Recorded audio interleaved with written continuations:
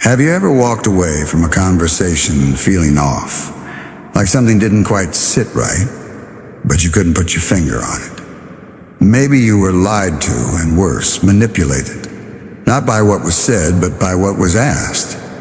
Yes, you heard me. Questions.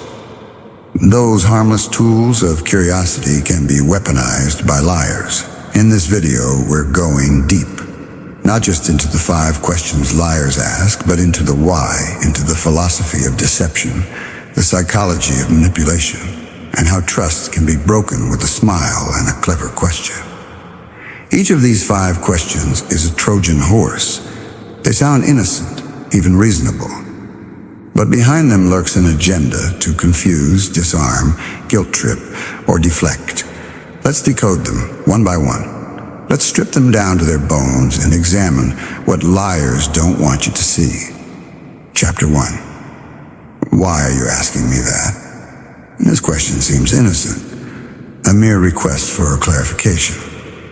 But in the hands of a liar, it becomes a scalpel cutting into your confidence. When someone asks, "Why are you asking me that?" in response to a straightforward question, it's often not curiosity, but calculated deflection. It's a way to reverse roles, turning the questioner into the questioned, the accuser into the accused. This tactic sows doubt. It subtly implies that you're being unreasonable, paranoid, or intrusive. By turning the focus onto your motives, the liar shifts attention away from themselves. Suddenly, you feel guilty for even asking. Philosophically, this contrasts with the Socratic method, which seeks truth through open-ended questioning. The liar's method aims to shut down inquiry. Where Socrates sought clarity, the liar seeks concealment. It's not a dialogue, it's a diversion. To resist this, one must stay calm and grounded. Refuse to be baited into defensiveness. Reaffirm the legitimacy of your question. Truth doesn't fear questions. Lies do. Chapter 2. Would I lie to you? This question sounds like a plea for trust, but it's actually a trap. It manipulates your emotions by forcing you into a false choice.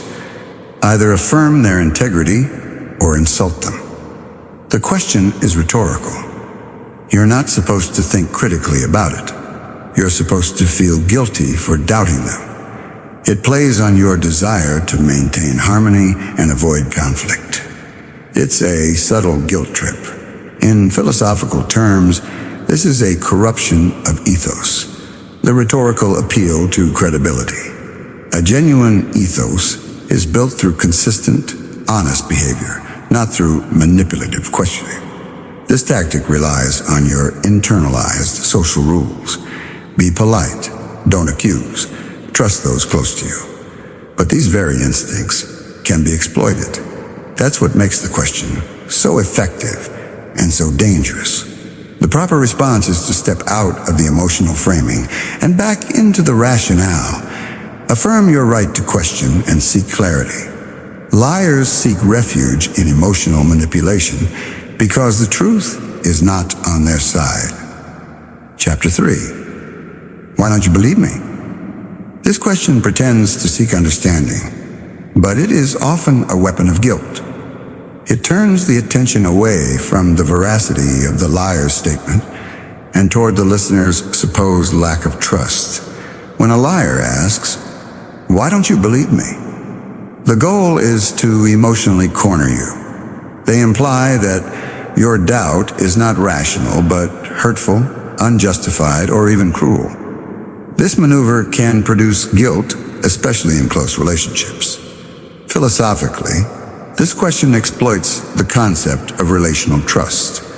Trust is built through repeated honesty, but the liar seeks to short-circuit that process.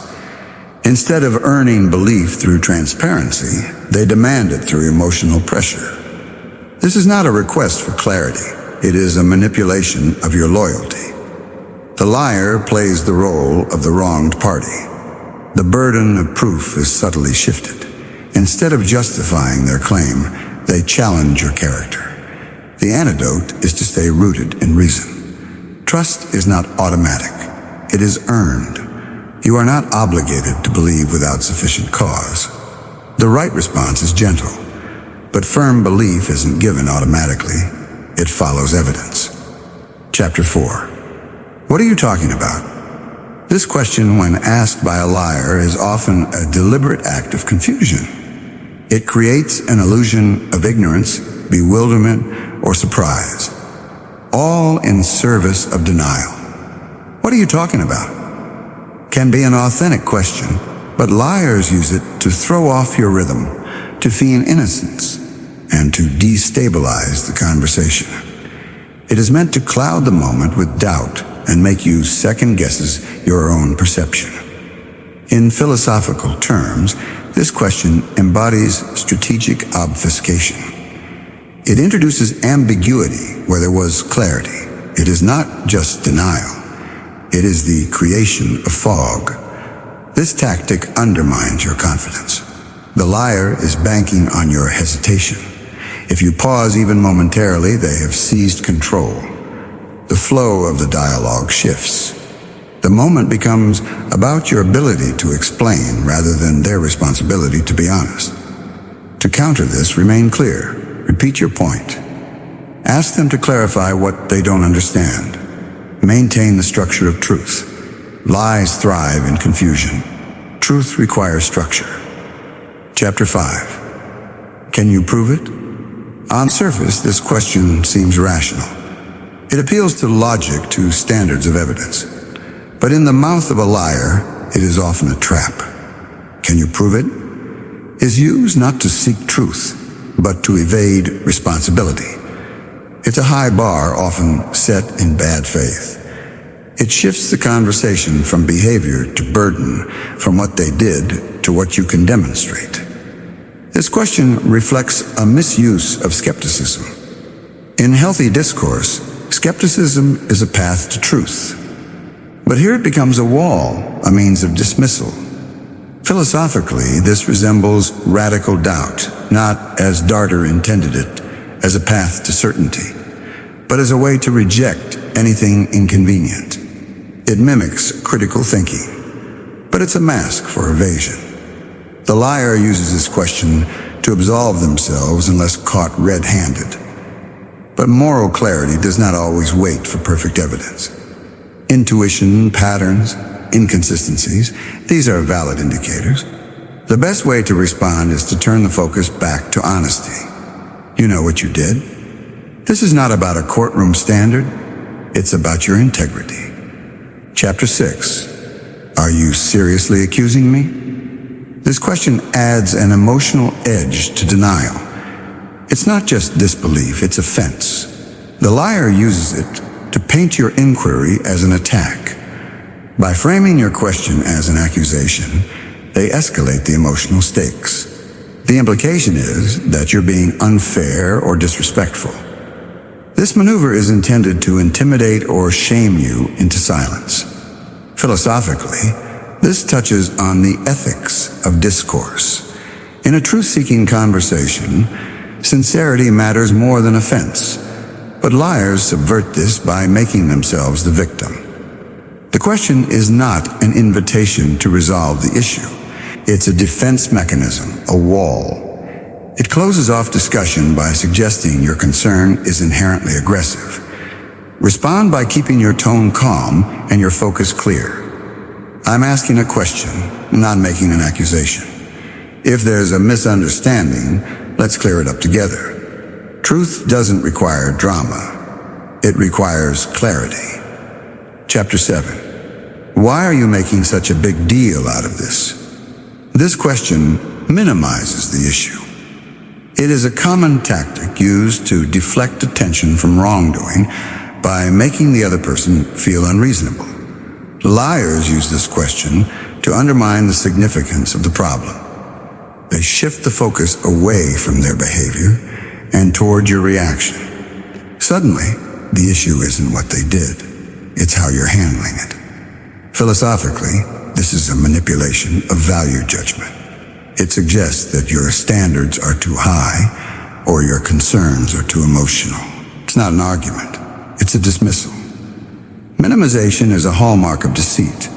By trivializing the issue, the liar hopes to avoid accountability, but moral reasoning demands attention to consequences. Small lies can lead to great harm. Respond by affirming the importance of integrity. I'm making a big deal because honesty matters. If it's not a big deal to you, maybe that's part of the problem. Chapter 8. Don't you trust me? This question disguises manipulation as vulnerability. It masquerades as a plea for connection, but underneath it lies pressure, a demand for compliance without scrutiny. Don't you trust me? Implies that your skepticism is a betrayal, not a rational response. It is an emotional shortcut, asking you to bypass thought and go straight to surrender. Philosophically, it distorts the nature of trust. Trust is not a blank check. It is a verdict reached through observation and history. The liar, however, wants it granted up front, undeserved. By using this question, the liar creates a false binary. Either you trust them entirely or not at all. This oversimplification forces you into a defensive position where even healthy caution feels like disloyalty. The wise response is this: I do value trust, but real trust comes from truth. Let's build it on that. Truth doesn't require blind faith. It welcomes light. Liars do not always shout, deceive with grand stories, or confess with trembling hands. Sometimes they simply ask questions, questions that slide into conversation unnoticed, questions that erode your certainty, shift your focus, and twist your instincts. Each question we've examined, whether it's "Why are you asking me that?" or "Don't you trust me?" reveals not just a tactic, but a philosophy, a worldview where truth is inconvenient and questions are weapons.